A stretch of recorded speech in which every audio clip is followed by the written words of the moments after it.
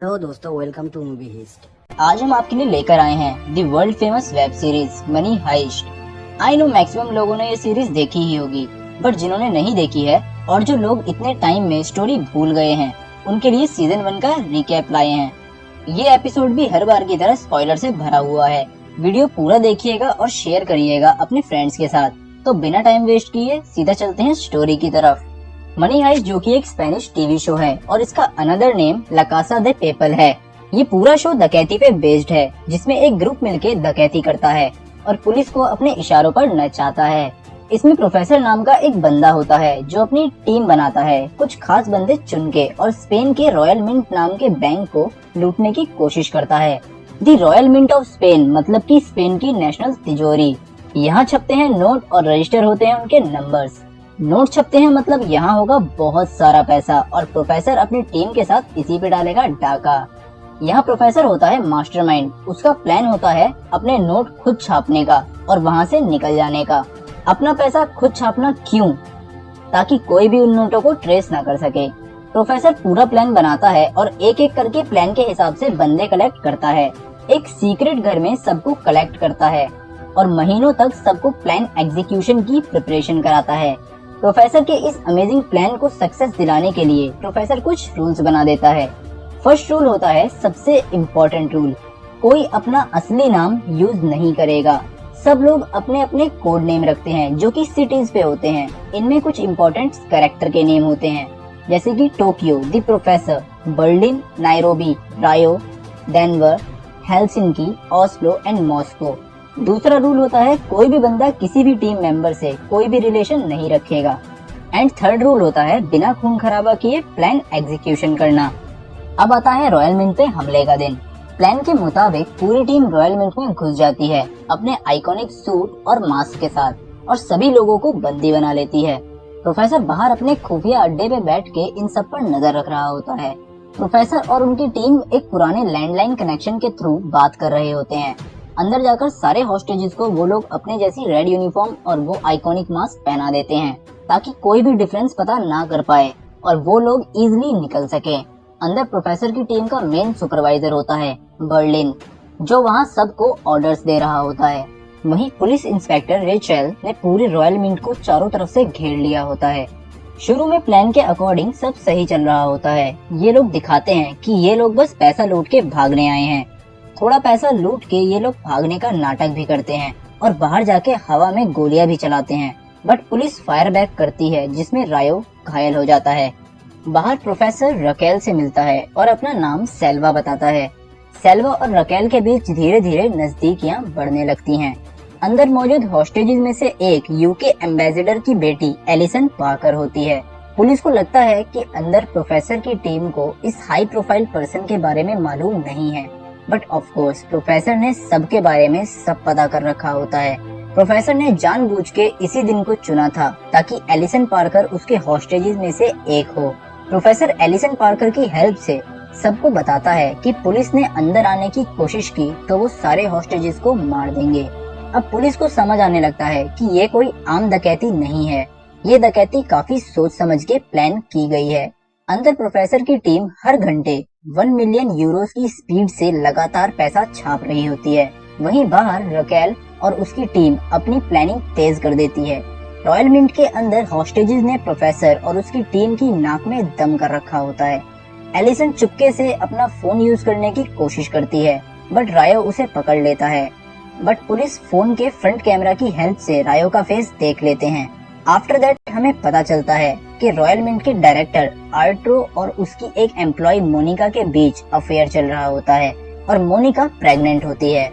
Really guys, आर्ट्रो इस पूरी series का सबसे अननोइंग कैरेक्टर है। सारी बसड़ यही करता है। आर्ट्रो मोनिका की हेल्प से पुलिस को कांटेक्ट करने का प्लान बनाता है। आर्ट्रो मोनिका को उसके ऑफिस से उसका दूसरा फोन लाने को कहता है, जिसके बारे में इनको नहीं पता, और उससे आर्टुरो पुलिस को कांटेक्ट करेगा। मोनिका फोन लेने में तो कामयाब हो जाती है, बट उसे साइलेंट करना भूल जाती है, जिसकी वजह से डेनवर और बर्लिन उसे रंगे हाथ पकड़ लेते हैं। बर्लिन तो मोनिका को मारने का ऑर्डर देता है। डेनवर उसे मारने की बजाय उसके पैर पे गोली मार के उसे छुपा देता है। बाहर पुलिस रायो के फेस को स्कैन करके इंफॉर्मेशन कलेक्ट करने लग जाती है। यही हमें पता चलता है कि प्रोफेसर का सेकंड रूल ब्रेक हुआ है। रायो और टोक्यो के बीच भी अफेयर चल रहा है। पुलिस रायो और टोक्यो दोनों की आइडेंटिटी जान जाती है। इसके बाद प्रोफेसर इन दोनों को एक खुशखबरी बताता है। अब प्रेशर पुलिस पे डालने के लिए बर्लिन कुछ हॉस्टेजेस को मास्क पहना के और उनके हाथों में नकली गन्स थमा के छत पर ले जाता है, जिनमें आर्टुरो भी शामिल होता है। मोनिका की मौत की खबर सुनने के बाद आर्टुरो पागलों के जैसे बिहेव करने लगता है, जिसके बाद पुलिस प्रोफेसर की टीम का मेंबर समझ के उसको गोली मार देती है। गोली आर्टुरो के कंधे पर लगती है और वो बच जाता है, बट ब्लड लॉस की वजह से उसे सीरियस मेडिकल ट्रीटमेंट की जरूरत होती है। रकेल प्रोफेसर से कॉल के थ्रू डील करती है और डॉक्टर को ट्रीटमेंट करने भेजती है। इंस्पेक्टर एंजल रूबियो डॉक्टर के साथ आर्टुरो का ट्रीटमेंट करने अंदर जाता है। चेकिंग के बहाने प्रोफेसर की टीम एंजल के ग्लासेस के फ्रेम में माइक्रोफोन लगा के वापस कर देती है। After treatment Raquel underground tunnel के थ्रू अंदर जाने की कोशिश करती है। रकेल का प्लान होता है कि प्रोफेसर की टीम जैसी यूनिफॉर्म और मास्क पहन के टनल के थ्रू अंदर जाना और बाकी सब में घुल मिल जाना। ये प्लान प्रोफेसर उस माइक्रोफोन के थ्रू सुन लेता है और एंड मोमेंट पे सबके मास्क चेंज करा देता है। रूबियो भाग के जाके रकेल को ये खबर देता है और उनका ये प्लान भी फेल हो जाता है। नायरोबी और मॉस्को को मोनिका के जिंदा होने का पता चलता है। वो दोनों बर्लिन को बताने की बजाय डेनवर का ही साथ देते हैं। अब प्रोफेसर को पता चलता है कि बर्लिन अपनी मनमानी करने लगा है और रूल्स तोड़ रहा है और हेसिंकी ने उनकी कार को ठिकाने नहीं लगाया है। प्रोफेसर टेंशन में आ जाता है क्योंकि पुलिस को कार के बारे में भी पता चल गया होता है और वो अब कार भी ढूंढ रही होती है। प्रोफेसर जंक यार्ड पहुँचता है और कार से फिंगरप्रिंट मिटाता है और वहाँ बर्लिन की जैकेट का बटन रख देता है ताकि पुलिस का सीधा शक बर्लिन पर जाए। यहाँ देखने में लगता है कि प्रोफेसर बर्लिन के रूल्स तोड़ने पे उससे बदला ले रहा है। खैर सच तो आगे ही पता चलेगा। पुलिस जंकयार्ड पहुँच जाती है और कार ढूंढ लेती है।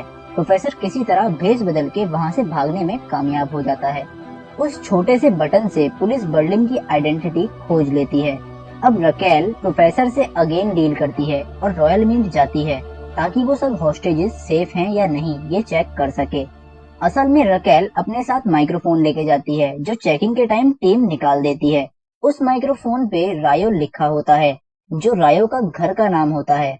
उस माइक्रोफोन में एक मेमोरी कार्ड निकलता है। रायो चुपके से उस मेमोरी कार्ड से अपने मम्मी पापा की रिकॉर्डेड क्लिप्स देखता है कि अगर वो पुलिस की हेल्प करेगा तो वो लोग रायो को छोड़ देंगे और बाकी सबको पकड़ लेंगे।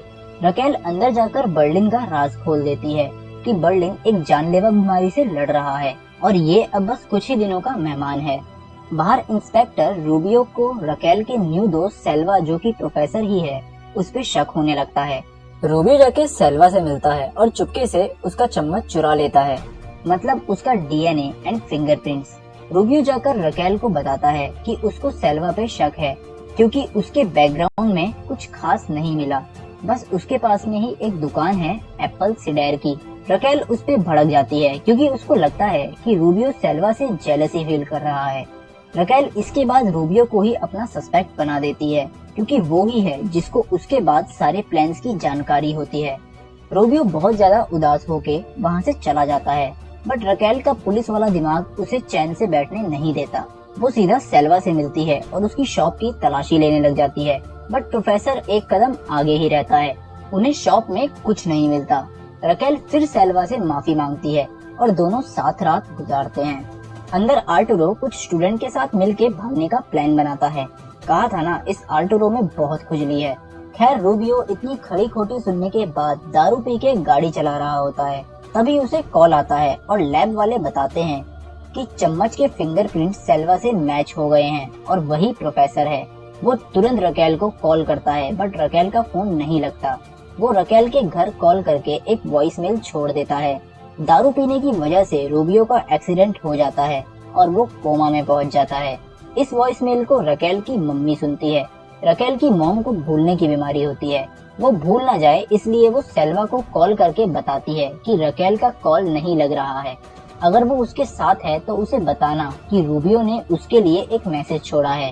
प्रोफेसर जल्दी से रकेल के घर पहुंच जाता है और वॉइसमेल डिलीट कर देता है। यहाँ प्रोफेसर अभी के लिए तो बच जाता है। रॉयल मिंट में आर्टुरो को पता चलता है कि मोनिका जिंदा है और अब वो डेनवर को चाहने लगी है। गुस्से में आर्टुरो अब बस भागने पे कंसंट्रेट करने लगता है। आर्टुरो अपने साथियों के साथ मिलकर 16 लोगों को वहां से भगा देता है। जाते टाइम वो लोग हेलसिंकी के साथी कम भाई ओस्लो को मार देते हैं। इधर प्रोफेसर रकेल के घर बैठ के उसके घर आने का वेट कर रहा होता है। आफ्टर दैट वो सब खाना खाने लगते हैं। तभी रकेल के दिमाग की बत्ती जलती है कि इतनी बड़ी डकैती के लिए इनको लंबी चौड़ी प्लानिंग की जरूरत पड़ी होगी। इन सब के पास मशीन गन है जिसको यूज करने के लिए इन्होंने किसी सुनसान जगह पर टारगेट प्रैक्टिस जरूर की होगी।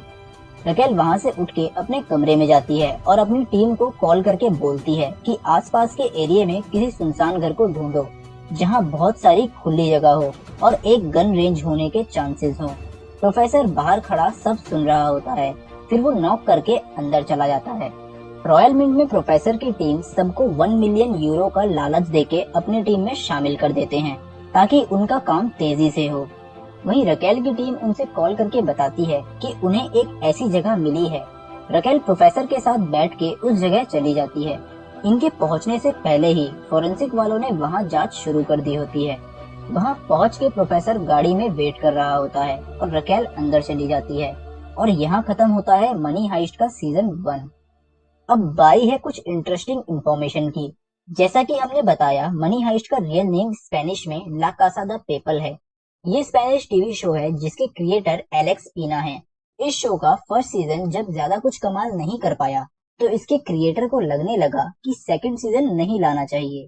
तभी इस अमेजिंग सीरीज को नेटफ्लिक्स ने जीवन दान दिया और मनी हाइस्ट के नाम से 2 मई 2017 को नेटफ्लिक्स पे लॉन्च किया गया।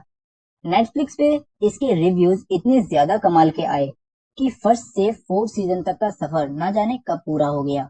खैर, इस सीरीज का बेस्ट म्यूजिक सुनना मत भूलिएगा। बेला चाओ। वीडियो को पूरा देखने के लिए धन्यवाद। ये रिकैप अच्छा लगा हो तो वीडियो को लाइक करें और अपने फ्रेंड्स के साथ जरूर शेयर करें। अगर आप न्यू हैं तो चैनल को सब्सक्राइब करें और बेल आइकन जरूर दबाएं।